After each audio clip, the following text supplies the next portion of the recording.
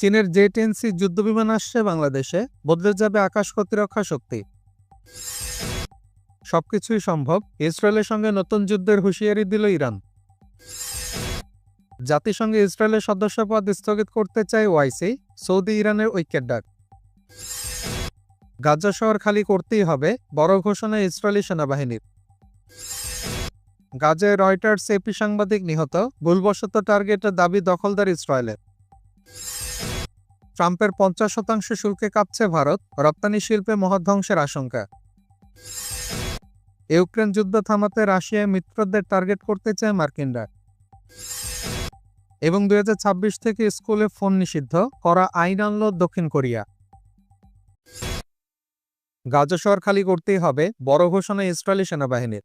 গাজা সিটির মানুষদের অনিবার্যভাবে সরে যেতে হবে এমন মন্তব্য করেছেন ইসরায়েলি সেনাবাহিনীর আরবি ভাষার মুখপাত্র আবিচাই আদ্রাই। ইসরায়েল আগে ঘোষণা দিয়েছিল শহরটি দখলের পরিকল্পনা তাদের রয়েছে। আল জাজিরার খবরে বলা হয়েছে, আদ্রাই গাজার দক্ষিণাঞ্চলে আলমাওস এলাকায় বাসিন্দাদের যেতে পরামর্শ দিয়েছেন। কিন্তু বাস্তবতা হলো সেই এলাকাতে প্রায় প্রতিদিনই ইসরায়েলি হামলা চলছে। মানবাধিকার সংস্থাগুলোর অভিযোগ, ইসরায়েল বহুবার সাহায্য আটকে দিয়েছে, ফিলিস্তিনিদের জোরপূর্বক বাস্তুচ্যুত করেছে এবং তথাকথিত নিরাপদ অঞ্চল ও সাহায্য প্রার্থীদের উপরও নিয়মিত হামলা চালিয়েছে। এইসব উপেক্ষা করে আদ্রাই দাবি করেছেন, দক্ষিণে যেতে বাধা হওয়া পরিবারগুলো সর্বোচ্চ মানবিক সহায়তা পেতে পারে। এক্সে দেওয়া পোস্টে তিনি আরো বলেন, গাজা শহর থেকে গাজাবাসীদের সরে যাওয়া অনিবার্য। সবকিছুই সম্ভব, ইসরায়েলের সঙ্গে নতুন যুদ্ধের হুঁশিয়ারি দিল ইরান। ইসরায়েলের সঙ্গে নতুন সংঘাত যেকোনো মুহূর্তে শুরু হতে পারে এমন সতর্কবার্তা দিয়েছেন ইরানের পররাষ্ট্রমন্ত্রী আব্বাস আরাকচি। তিনি স্পষ্ট করে বলেছেন, তেহরান সব পরিস্থিতির জন্য প্রস্তুত। সৌদি আরবের জেদ্দা ইসলামিক কোঅপারেশন অর্গানাইজেশন বা ওআইসির বৈঠকে যোগ দিতে গিয়ে তিনি সৌদি সংবাদ মাধ্যম আশারক আল আউসারকে দেওয়া সাক্ষাৎকারে বলেন, সবকিছুই সম্ভব আর ইরান প্রস্তুত। আরাকচি দাবি করেন, জুনে টানা 12 দিনের যুদ্ধে ইসরায়েল তাদের কাঙ্ক্ষিত লক্ষ্য অর্জন করতে পারেনি। তিনি বলেন, আমরা শেষ মুহূর্ত পর্যন্ত ক্ষেপণাস্ত্র হামলা চালিয়েছি। তারা ভেবেছিল 48 ঘন্টার মধ্যে আমাদের থামাতে পারবে, কিন্তু শেষে ইসরায়েলকে শর্তহীনভাবে যুদ্ধবিরতির প্রস্তাব দিতে হয়েছে।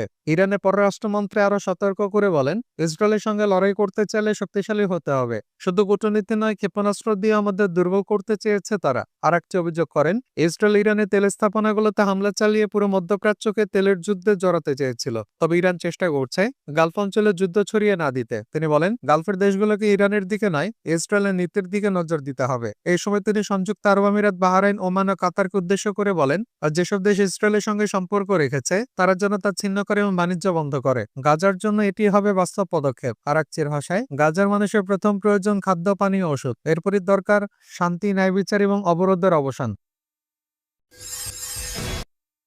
2026 থেকে স্কুলে ফোন নিষিদ্ধ করা আইন আনল দক্ষিণ কোরিয়া।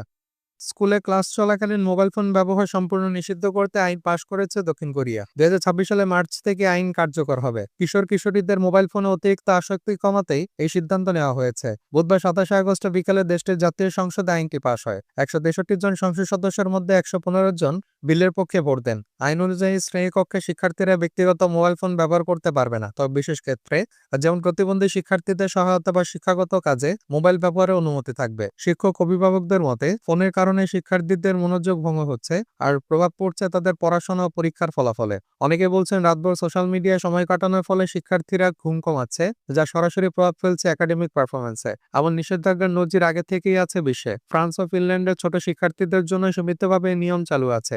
ইতালি, নেদারল্যান্ডস ও চীনের সব শিক্ষার্থী ফোন ব্যবহারে পুরোপুরি সীমাবদ্ধ। তবে দক্ষিণ কোরিয়া এবার পূর্ণাঙ্গ আইনের মাধ্যমে আরো এক ধাপ এগিয়ে গেল। বিলের প্রধান পৃষ্ঠপোষক বিরোধী দলের সংসদ সদস্য চো জং হুন বলেন, আমাদের তরুণদের সোশ্যাল মিডিয়া আসক্তি মারাত্মক পর্যায়ে পৌঁছে গেছে। তারা গভীর রাত পর্যন্ত ইনস্টাগ্রামে কাটাচ্ছে, যার প্রভাব পড়ছে ঘুম ও পড়াশোনায়। দক্ষিণ কোরিয়া শিক্ষা মন্ত্রণালয়ের জরিপ অনুযায়ী প্রায় 37% মাধ্যমিক ও উচ্চ বিদ্যালয়ের শিক্ষার্থী মনে করে সোশ্যাল মিডিয়া তাদের দৈনন্দিন জীবনে বড় প্রভাব ফেলছে।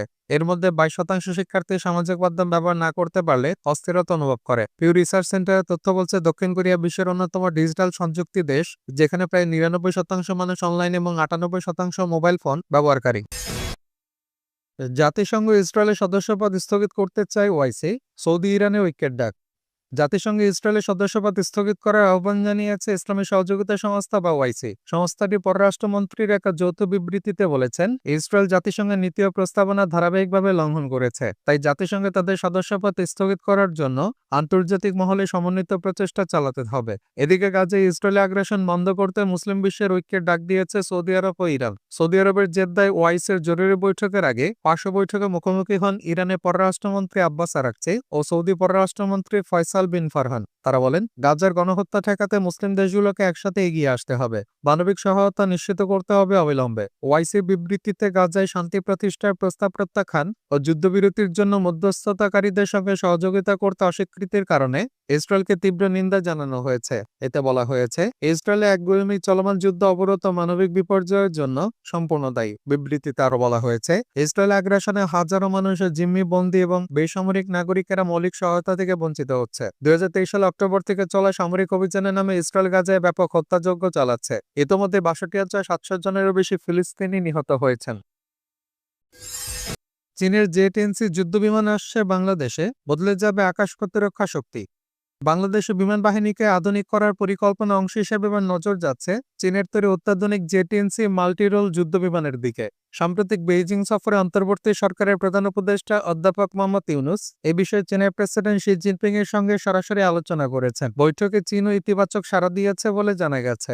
সরকারি সূত্রে খবর, প্রথম ধাপে 12টি জেট-10C কেনার পরিকল্পনা রয়েছে। ভিগারাসের ড্রাগন নামে পরিচিত এটি চতুর্থ প্রজন্মের যুদ্ধবিমান সুপারসনিক গতিতে উঠতে পারে। আকাশ থেকে আকাশে এবং আকাশ থেকে স্থলে হামলার পাশাপাশি এটি 200 কিলোমিটার দূরের লক্ষ্যবস্তুতেও নির্ভুল আঘাত আনতে সক্ষম। উন্নত রাডার, ড্রোন প্রতিরোধ ব্যবস্থা এবং শত্রুপক্ষের যোগাযোগ ব্যবস্থা ভেঙে দেওয়ার মতো প্রযুক্তিও এতে রয়েছে। প্রতিরক্ষা বিশেষজ্ঞরা বলছেন, জে-10C যুক্ত হলে বাংলাদেশের বিমান বাহিনীর শক্তি নতুন মাত্রা পাবে। পাকিস্তান ইতোমধ্যে যুদ্ধবিমান সফলভাবে ব্যবহার করছে, তবে চীনের সঙ্গে প্রতিরক্ষা সহযোগিতা বাড়ানোয় যুক্তরাষ্ট্র ও পশ্চিমা দেশগুলোর কপালে ভাঁজ পড়তে পারে, এমন আশঙ্কাও প্রকাশ করছেন বিশ্লেষকরা। নীতি নির্ধারকদের কাছে এই কেনাকাটা বাস্তবায়িত হলে দেশের প্রতিরক্ষা সক্ষমতা উল্লেখযোগ্যভাবে এগিয়ে যাবে। তবে পশ্চিমা বিশ্বের সঙ্গে কূটনৈতিক ভারসাম্য বজায় রাখতে সরকারকে অত্যন্ত সতর্কতার সঙ্গে অগ্রসর হতে হবে।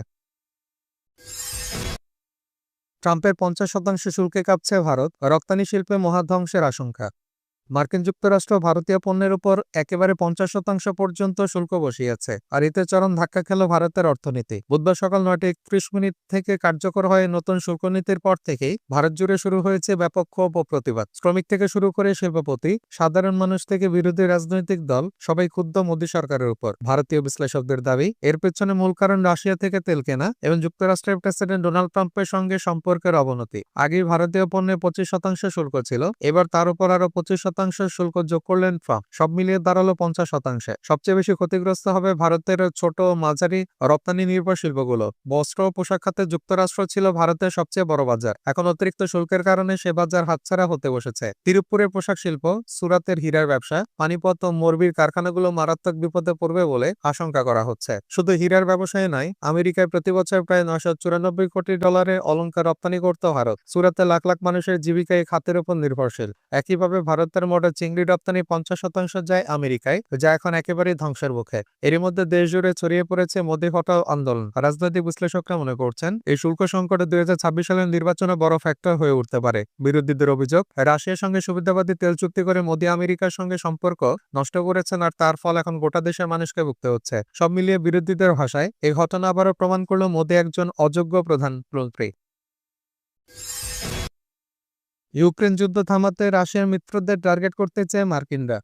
ইউক্রেন যুদ্ধ বন্ধে রাশিয়ার বাণিজ্য অংশীদারদের উপর নিষেধাজ্ঞা আরোপ করা জরুরি বলে মনে করছেন অধিকাংশ মার্কিন নাগরিক। তাদের মতে, মস্কোর উপর চাপ তৈরি করার কার্যকর উপায় হলো রাশিয়ার মিত্র দেশগুলোর বিরুদ্ধে অর্থনৈতিক পদক্ষেপ নেওয়া। ব্রিটিশ বার্তা সংস্থা রয়টার্স ইপসস পরিচালিত এক সাম্প্রতিক জরিপে দেখা গেছে, অংশগ্রহণকারীদের 62% মার্কিনই এই নিষেধাজ্ঞার পক্ষে। আর জরিপটি 3 দিন ধরে চলে এবং শেষ হয় গত রবিবার। প্রেসিডেন্ট ডোনাল্ড ট্রাম্প আংশিকভাবে এই কৌশল গ্রহণ করেছেন। তিনি ইতোমধ্যে চীন সহ আরো কয়েকটি দেশের উপর কঠোর শুল্ক আরোপের হুমকি দিয়েছেন। সম্প্রতি ভারতের উপর 50% শুল্ক বসিয়েছেন, কারণ দেশটি রাশিয়ার কাছ থেকে তেল কিনে যুদ্ধের অর্থ যোগান দিচ্ছে বলে অভিযোগ উঠেছে। রাশিয়া সালের 24শে ফেব্রুয়ারি ইউক্রেনে পূর্ণাঙ্গ আক্রমণ চালায়, যা দ্বিতীয় বিশ্বযুদ্ধের পর ইউরোপের সবচেয়ে বড় সংঘাত। বিশ্লেষকদের হিসাবে এই যুদ্ধে এখন পর্যন্ত 10 লাখেরও বেশি মানুষ নিহত বা আহত হয়েছে। নিহতদের মধ্যে হাজারো বেসামরিক ইউক্রেনীয় রয়েছে। গত 15 আগস্ট আলাস্কায় রুশ প্রেসিডেন্ট ভ্লাদিমির পুতিনের সঙ্গে বৈঠক করেছেন ট্রাম্প। তবে নির্বাচনের প্রতিশ্রুতি অনুযায়ী প্রথম দিনই যুদ্ধ থামাতে সক্ষম হননি তিনি। শোনা যাচ্ছে তিনি শান্তি প্রতিষ্ঠা করে নোবেল পুরস্কার জিততে চান। জরিপে দেখা যায় রিপাবলিকান সমর্থকদের 76% রাশিয়ার মিত্রদের উপর নিষেধাজ্ঞার পক্ষে, আর ডেমোক্রেটদের মধ্যে এই সংখ্যা 56%। এতে মোট 1022 জন মার্কিনী অংশ নেন। সমগ্র ফলাফলের ত্রুটির হার ছিল 3%, আর দলভিত্তিক ফলাফলের ত্রুটির হার ছিল 6%।